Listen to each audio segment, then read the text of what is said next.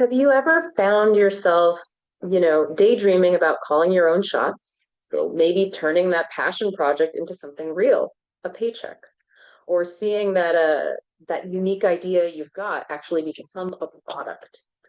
That Yeah, happens a lot. That pull mhm. towards being your own boss, it's pretty common. It really is.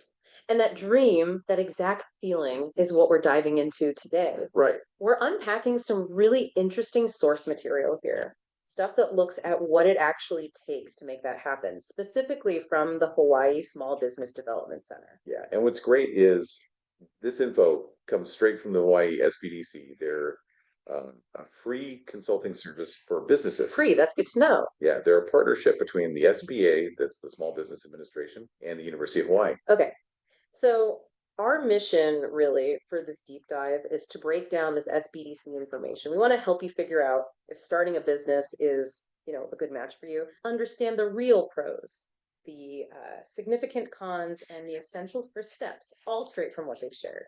So let's get into it. Okay. All right. So the source kicks right off asking this really basic question. Do you have the characteristics of an entrepreneur? Because it's not just about having a cool idea, is it? No, not at all. It's about the person too. They make that distinction very clear. Right. They list several key traits they see in entrepreneurs. First, they're really motivated, and that drive isn't always just money.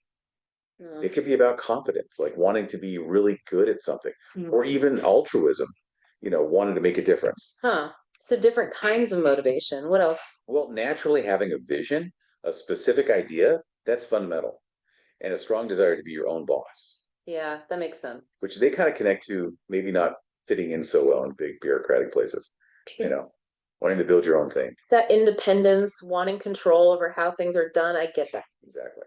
Other things they mentioned, being willing to risk your own money, your security. That's a big one. It is constantly thinking about the business. It's like it's always running in the background. Yeah. And being competitive. Those are kind of the internal engines they talk about. Hmm. So maybe for you listening, pause for a second. Do those sound like you? Do you see those traits in yourself? It's good self check. But okay, here's where it gets like really practical.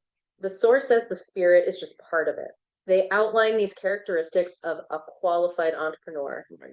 5 key areas that go way beyond just drive. This is the reality hitting. This part is so important. It shifts from just personality to actual capability. The SBDC material is saying, look, success needs that fire, yeah, but also concrete skills and resources, or at least being able to get them. Okay, let's break these 5 down. What's the first qualification they stress? Qualification one, technical skills. Mhm. Basically, knowing your industry, really knowing it inside and out. So, expertise in what you're actually doing. Exactly. Expertise in your product or service. The source suggests getting this by actually working in the field or education, even volunteering. Okay. And they make a specific point. Try to find a mentor in that industry. Good advice. So, if you want to open that coffee shop, it's not just living coffee. You need to know beans, roasting, brewing methods, maybe even fixing the espresso machine, right? Precisely. That deep knowledge matters. Yeah. Okay, second area, your financial profile. Ah, the money part. Yep. Can you actually fund this thing? And crucially, can you survive while it's getting started? You need access to money. For the business, for yourself. Exactly. For your own living costs. Yeah. Because that steady income might not be there right away. It usually isn't. Yeah, people definitely overlook that. You still have rent, food. Right. So the source talks about needing the ability to borrow money, having owner equity investment that's putting your own cash in. Skin in the game. That's the phrase they use. Yeah. Skin in the game. And really important, maintaining good credit scores. You'll likely need that for loans or credit lines. Okay, so you need the skills for the work itself and the financial setup to handle the startup phase. Got it. What's number 3? Number 3 is a sound business concept. Define your product or service clearly. Your widget, as they say. What is it you're selling? Yeah. But also, what problem does it solve for people? Does the thing actually work like it's supposed to? And maybe the toughest question, can you make it and sell it profitably? So, is your brilliant idea actually viable as a business? A great idea that doesn't make money? Well, that's not going to last long, is it? Unfortunately, no. It needs to work on paper financially, which leads straight to number 4. Is there a market? Okay, customers. right? Even with the perfect profitable product, who buys it? The source says you need to identify your target customer, like really specific characteristics, age, gender, income, where they live, family situation, all that, Understand who needs what you have deeply. and know their world, which includes knowing your competition. Who else is out there serving these customers? How are you different or better? And then, okay, how do you actually reach them? How do you sell to this market? Your sales channels, distribution, Marketing, sales strategy, essential stuff. totally. And that flows right into the fifth qualification, which is maybe the widest bucket, business skills. Ah, okay. So, what does this mean for you, the potential owner? The SBDC source is really blunt here. You will wear all hats. Especially at first. And like you're the CEO, the janitor, and everything in between. Pretty much. They list a whole bunch of skills you need. Sales and customer service, how to sell, keep people happy, follow up. Then marketing, advertising, promotions, PR, packaging, pricing, negotiations. Spreading the word, making the sale. Then the number stuff. Accounting, bookkeeping, paying bills, getting paid, understanding your monthly profit and loss, your balance sheet. Oh, and taxes.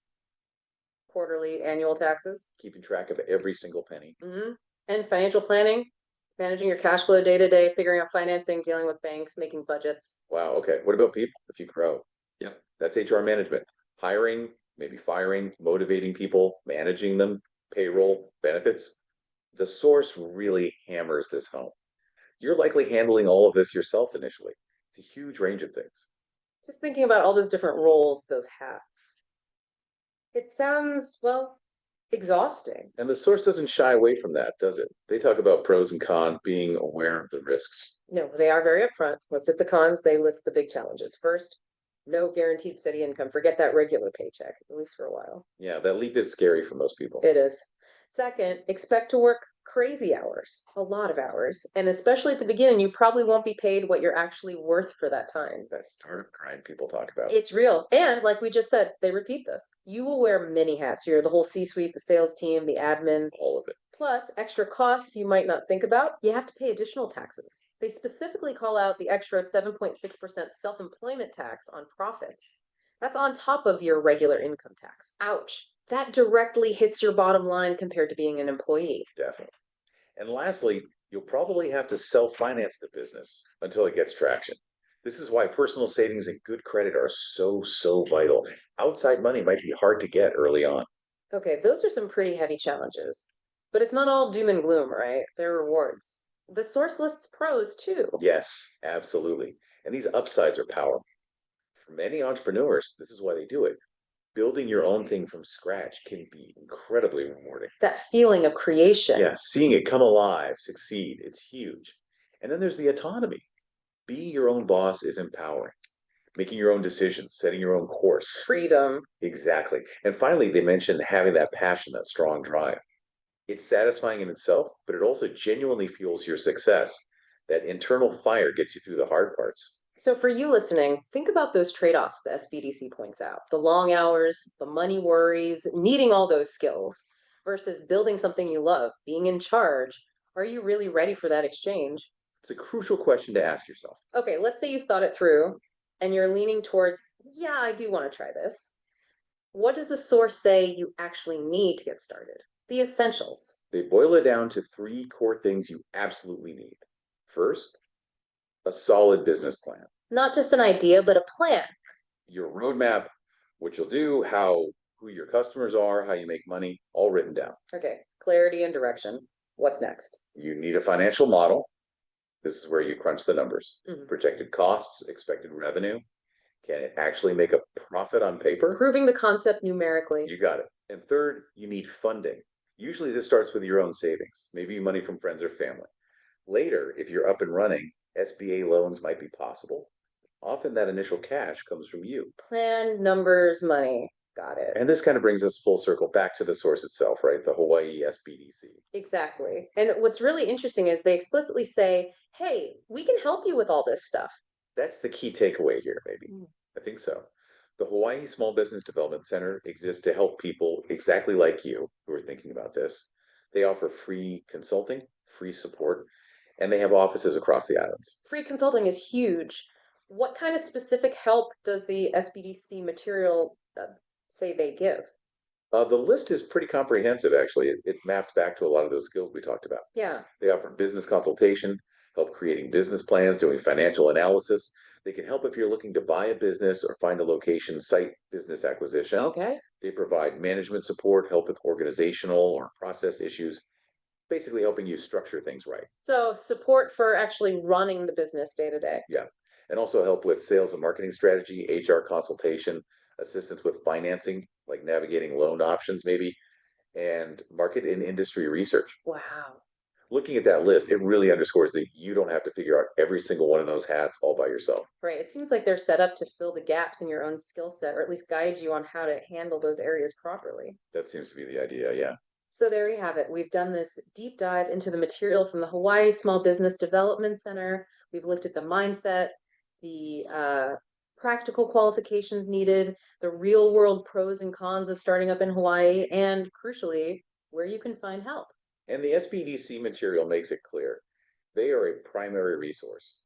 The Hawaii SBDC offers that no cost consulting for everything from planning to finance to marketing. So if anything we talked about resonated, checking them out at www.hisbdc.org seems like a really logical next step.